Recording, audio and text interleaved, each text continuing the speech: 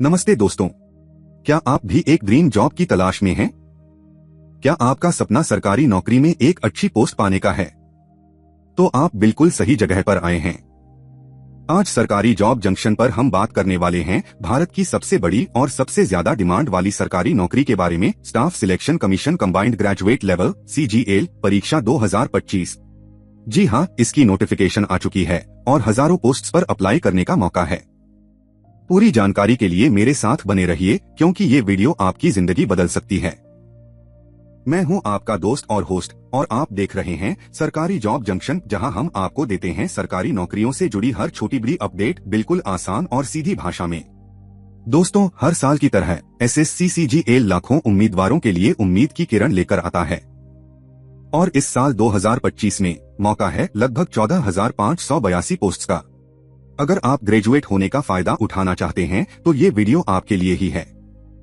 चलिए बिना किसी देरी के शुरू करते हैं। सबसे पहले बात करते हैं महत्वपूर्ण तिथियों की, क्योंकि समय पर अप्लाई करना बहुत जरूरी है। पेन और पेपर लेकर बैठ जाइए या स्क्रीनशॉट ले लीजिए। नोटिफिकेशन 9 जून 2025 को जारी हो चुकी है और आवेदन भी उसी दिन से शुरू हो गए हैं। आवेदन करने की आखिरी तारीख 4 जुलाई 2025 है, रात 11 बजे तक, और फीस जमा करने के लिए आपके पास 5 जुलाई 2025 तक का समय है। अगर फॉर्म भरते समय कोई गलती हो जाती है तो आप 9 से 11 जुलाई 2025 के बीच सुधार कर सकते हैं। सबसे जरूरी बात, टियर 1 परीक्षा की तारीखें 13 से 30 अगस्त 2025 के बीच हैं, इसलिए अपनी तैयारी अभी से शुरू कर दें। टियर 1 का एडमिट कार्ड परीक्षा से 3 से 4 दिन पहले आ जाएगा, तो उसकी चिंता मत करें। तो अब जब आपको सभी महत्वपूर्ण डेडलाइंस पता चल गई हैं, चलिए आगे बढ़ते हैं और फीस के बारे में बात करते हैं। अब बात करते हैं आवेदन शुल्क की।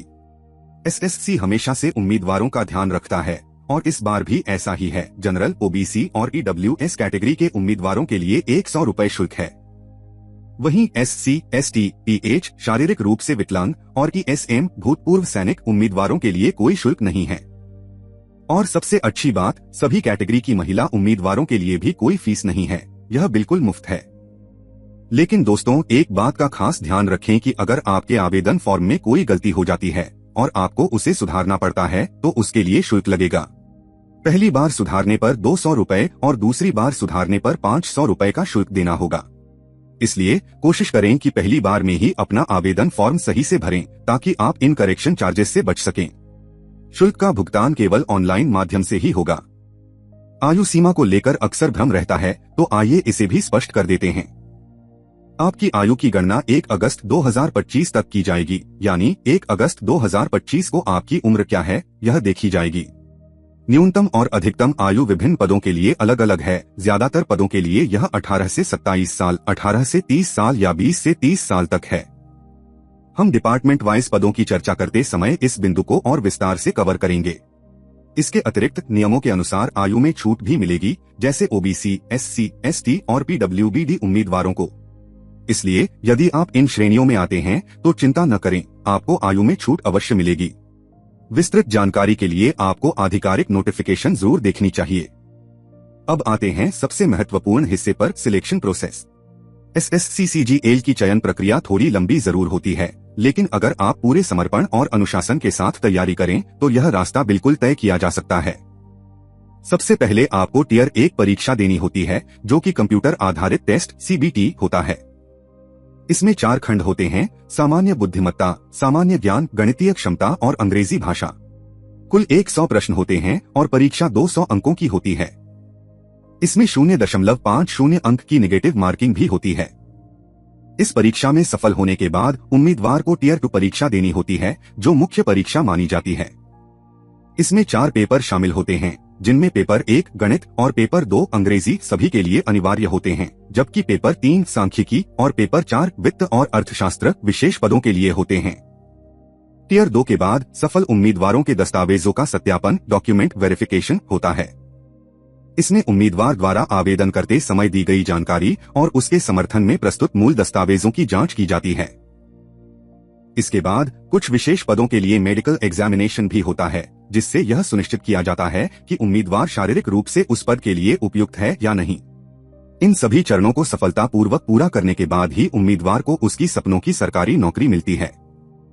यह सफर जरूर चुनौतीपूर्ण है, लेकिन अगर आप ठान लें तो यह नामुमकिन नहीं है।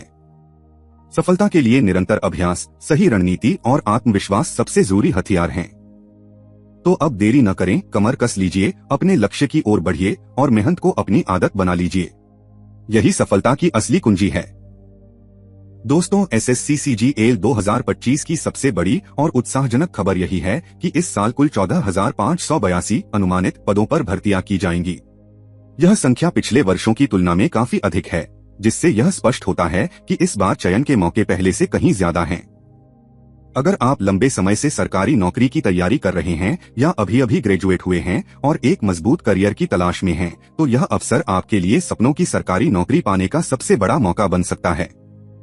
अब अगर बात करें एलिजिबिलिटी क्राइटेरिया की, तो एसएससी सीजीएल की सबसे अच्छी बात यही है कि इसमें किसी विशेष विषय या स्ट्रीम की बाध्यता नहीं होती। आप किसी भी मान्यता प्राप्त विश्वविद्यालय से ग्रेजुएशन किए हुए हैं, चाहे वह आर्ट्स, साइंस, कॉमर्स या फिर इंजीनियरिंग हो, आप इस परीक्षा में आवेदन कर सकते हैं। मतलब यह कि जो भी छात्र अपनी ग्रेजुएशन पूरी कर चुके हैं या जिनकी डिग्री आवेदन की अंतिम तारीख तक पूरी हो जाएगी, वे सभी इस परीक्षा में भाग लेने के पात्र हैं। ध्यान रहे कि भले ही योग्यता का स्तर सामान्य ग्रेजुएशन है, लेकिन कुछ विशिष्ट पदों के लिए अतिरिक्त शैक्षणिक योग्यता भी मांगी जा सकती है, जैसे स्टैटिस्टिक्स या फाइनेंस अकाउंट्स संबंधित पदों के लिए।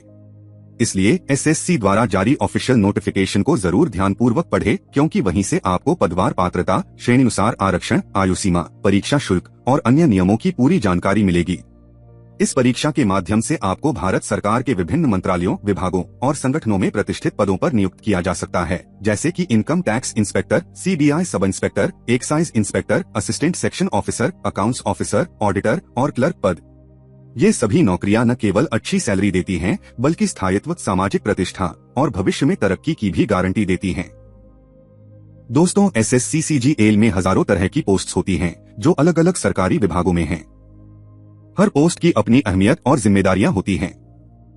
चलिए कुछ खास डिपार्टमेंट्स और उनकी पोस्ट्स पर एक नजर डालते हैं। अगर आपका सपना दिल्ली में एक अच्छी पोस्ट पाने का है, तो सेंट्रल सेक्रेटेरिएट सर्विस (CSS) में असिस्टेंट सेक्शन ऑफिसर की पोस्ट आपके लिए बेहतरीन है। देश की इंटेलिजेंस में योगदान देने के लिए आप इंटेलिजेंस ब्यूरो (IB) में असिस्टेंट सेक्शन ऑफिसर बन सकते हैं। इसके अलावा रेलवे, विदेश मंत्रालय (AFHQ) और इलेक्ट्रॉनिक्स व IT मंत्रालय में भी असिस्टेंट सेक्शन ऑफिसर के पद हैं, जो विभिन्न मंत्रालयों में काम करने का शानदार अवसर देते हैं। जो लोग इनकम टैक्स डिपार्टमेंट में पावरफुल पोजीशन चाहते हैं, उनके लिए CBDT में इंस्पेक्टर ऑफ इनकम टैक्स का पद है। वहीं कस्टम्स और एक्साइज में मौका पाने के लिए CBIC में inspector, central excise preventive officer, examiner की पोस्ट्स हैं। Directorate of enforcement, department of revenue में असिस्टेंट एनफोर्समेंट ऑफिसर बनकर आप CBI जैसी बॉडी में काम करने का अनुभव ले सकते हैं।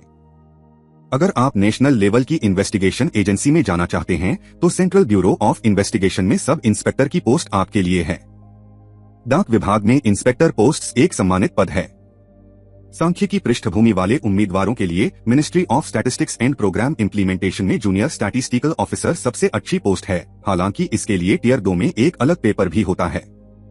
अकाउंट्स और ऑडिट की फील्ड में रुचि रखने वाले C&AG, CGDA और अन्य मंत्रालयों के तहत ऑडिटर, अकाउंटेंट के पदों के लिए अप्लाई कर सकते हैं।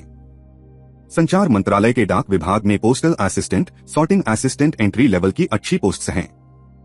CBDT और CBIC में टैक्स असिस्टेंट भी एंट्री लेवल की पोस्ट्स हैं, जिनमें आगे बढ़ने का काफी स्कोप है। अंत में senior secretariat assistant, upper division clerk और सीनियर एडमिनिस्ट्रेटिव असिस्टेंट जैसे पद क्लेरिकल और प्रशासनिक भूमिकाओं के लिए हैं। अब बात करते हैं सबसे महत्वपूर्ण हिस्से की, परीक्षा पैटर्न, जिसे समझना आपकी सफलता की कुंजी है। एसएससी सीजीएल की तैयारी करते समय सबसे पहले आपको यह जानना जरूरी है कि परीक्षा किस प्रकार ली जाएगी और कौन कौन से विषय इसमें शामिल होंगे।